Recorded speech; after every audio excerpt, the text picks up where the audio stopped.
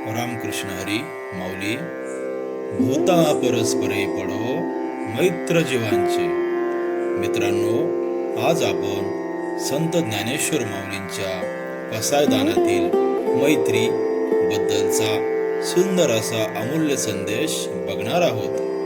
नमस्कार वारकरी बंधू आणि भगिनींनो, तुम्हा सर्व मित्रांना माझा रामकृष्ण हरी.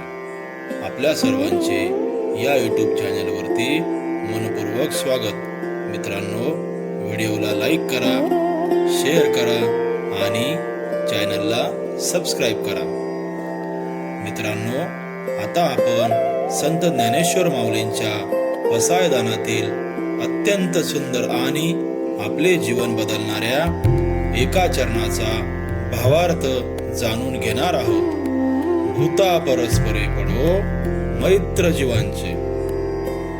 माऊलींच्या पसायदानातील हे एक चरण संपूर्ण मानवजातीसाठी प्रेम, बंधुभाव, मैत्री आणि शांततेचा संदेश देणारे आहे. मित्रांनो, या चरणाचा शब्दशः अर्थ असा होतो की भूता म्हणजे सर्व प्राणी आणि सर्व सजीव माणसे. परस्परे म्हणजे एकमेकांमध्ये. पडो मैत्र म्हणजे मैत्री निर्माण हो. जीवांचे म्हणजे सर्व जीवांचे. मित्रांनो, म्हणजेच याचा अर्थ असा होईल की या जगातील सर्व सजीवांमध्ये प्रेम, मैत्री आणि बंधुभाव निर्माण हो, अशी प्रार्थना माऊली देवाकडे पसायदानातून करत आहे. ज्ञानेश्वर माऊलींनी जगातील सर्व जीवांसाठी ही प्रार्थना परमेश्वराकडे मागितली. माऊलींनी स्वतःसाठी काहीच मागितले नाही. ज्ञानेश्वर माऊलींनी ज्ञानेश्वरी लिहून झाल्यावर देवाला विनंती केली की मी जो ग्रंथ लिहिलेला आहे याचा फायदा फक्त वाचणाऱ्यांनाच नाही तर संपूर्ण विश्वाला होऊ दे. त्यासाठी त्यांनी 9 ओवींचे पसायदान लिहिले आणि त्यातील गाभ्याची ओवी म्हणजे हीच. मित्रांनो, आपण बघतो समाजात जातपात, भांडणं, द्वेष खूप आहे. माणूस माणसाला शत्रू मानतो. या कलियुगात माणूस स्पर्धा झाल्यामुळे माणूस माणसाला ओळखत नाही, इतर मुक्या प्राण्यांवर दया करत नाही. म्हणून ज्ञानेश्वर माऊली म्हणतात की आधी मैत्री करा, बाकी सर्व आपोआप व्यवस्थित होईल. मित्रांनो, आता आपण होळीचे महत्व आणि भावार्थ बघूया. मित्रांनो, माऊलींनी येथे माणसांचे असं नाही म्हटले तर भूता असे का म्हटले असेल असा प्रश्न आपल्याला पडतो. तर माऊली म्हणतात की भूता म्हणजे मुंगीपासून हत्तीपर्यंत, झाडांपासून पक्ष्यांपर्यंत सगळे, म्हणजे पर्यावरण, प्राणी, निसर्ग. माऊली म्हणतात की या सर्वांशी मैत्री करा. 700 वर्षापूर्वी माऊलींनी आपल्याला सांगितले की वन अर्थ वन फॅमिली. माऊलींनी असा मोलाचा संदेश आपल्याला दिलेला आहे. मित्रांनो, आताच्या या 21व्या शतकात आपण बघतो की सर्व देशांमध्ये स्पर्धाचे वातावरण असून काही देशांमध्ये तणाव निर्माण होऊन युद्ध चालू आहे. यामुळे मानवी जीवन व ही जीवसृष्टीच धोक्यात आलेली आहे. ह्याला कारण म्हणजे मैत्रीचा, प्रेमाचा आणि मानवी मूल्यांचा अभाव. या ठिकाणी माऊलींनी 700 वर्षापूर्वी दिलेला हा संदेश खूप महत्वाचा असून तो प्रत्येक व्यक्तीने अंगीकारला पाहिजे. मित्रांनो, माऊली म्हणतात पडो म्हणजे आपोआप व्हावी. माऊलींनी करा असं म्हटलं नाही तर पडो म्हणजे नैसर्गिकपणे मनापासून व्हावी. माऊली म्हणतात की जबरदस्तीची वरवरची मैत्री टिकत नाही. मैत्री ही समजुतीने विचारांच्या देवाणघेवाणीतून झाली पाहिजे.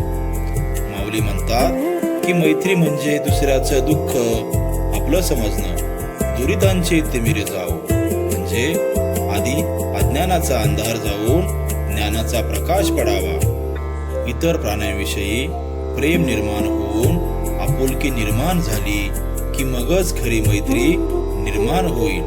मित्रांनो, 21व्या शतकात पसायदानातील हे एक चरण अजून जास्त महत्वाचे आहे.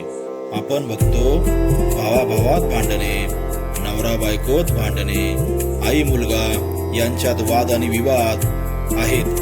याच्यावर उपाय माऊली सांगतात त्याप्रमाणे आपापसात वाद घालण्यापेक्षा परस्परांमध्ये मैत्री निर्माण करून चर्चेने, शांततेने मार्ग काढावा. समजा ऑफिसमध्ये सुद्धा काम करताना इतर सहकाऱ्यांशी कॉम्पिटिशन करण्याऐवजी कोलॅबोरेशन करावे. म्हणजे सहकार्याला पाडण्याऐवजी त्यासोबत सहकार्याच्या मैत्रीच्या भावनेने राहणे. मित्रांनो, आपण बघतो देशादेशात, धर्माधर्मांत, भाषा, जातीपातीत, राजकारण या कारणावरून भांडण करण्यापेक्षा माऊली म्हणतात की आधी माणूस म्हणून मैत्री करा. मित्रांनो, आपण निसर्गाच्या बाबतीत पाहायचे ठरले तर आपण झाडे तोडतो, नद्या घाण करतो, मोठ्या प्रमाणात प्रदूषण करतो. त्यामुळे निसर्गाची हानी होते. मग पूर येतात, अतिवृष्टी होते, बेमोसमी पाऊस येतो, गारपीट होते, दुष्काळ पडतो. त्यामुळे निसर्गाशी मैत्री करावी, झाडे लावावी, त्यांचे संगोपन करावे आणि मग पुढे तीच झाडे आपल्याला सावली, फळं, फुलं देतात व आपल्या उपकाराची मैत्रीपूर्वक परतफेड करतात. मित्रांनो, संत तुकाराम महाराज त्यांच्या अभंगातून सांगतात की वृक्षवल्ली आम्हा सोय रे वनचरे. म्हणजे वृक्षवेली, प्राणी, पक्षी हे सर्व आणि आपण सर्व देवाचीच लेकरे आहोत. त्यामुळे आपण सर्वांशी मैत्री करून प्रेमाने, आदराने वागले पाहिजे. मित्रांनो, जसे की बघा, आपण एखाद्या कुत्र्याला दगड मारला तर तो आपल्यावर भुंकतो, पण जर आपण त्याच्याशी मैत्री केली तर तो आपली राखण करतो. मित्रांनो, माऊली म्हणतात की स्वस्थ चित्ते सुखी हो सकळ जन. म्हणजे सर्व जीवांमध्ये मैत्री झाली तर सगळे लोक, ही सर्व जीवसृष्टी सुखी होऊन शांततेने जीवन जगतील. मित्रांनो, आपण स्वतःपासूनच सुरुवात करूया. मनातील सर्व द्वेष, अहंकार बाजूला ठेवून सर्वांना आपले मित्र मानूया. प्राण्या पक्ष्यांवर दया करूया, वृक्ष लागवड करूया, निसर्गाशी मैत्री करूया. कारण शेवटी हेच खरं माऊलींचे पसायदान आहे. भूता परस्परे पडो मैत्र जीवांचे. धन्यवाद मित्रांनो. असे संतांचे ज्ञानामृत तुमच्यापर्यंत पोहोचवण्यासाठी व्हिडिओला लाईक करा, शेअर करा आणि चॅनलला सबस्क्राईब करायला विसरू नका. रामकृष्ण हरी.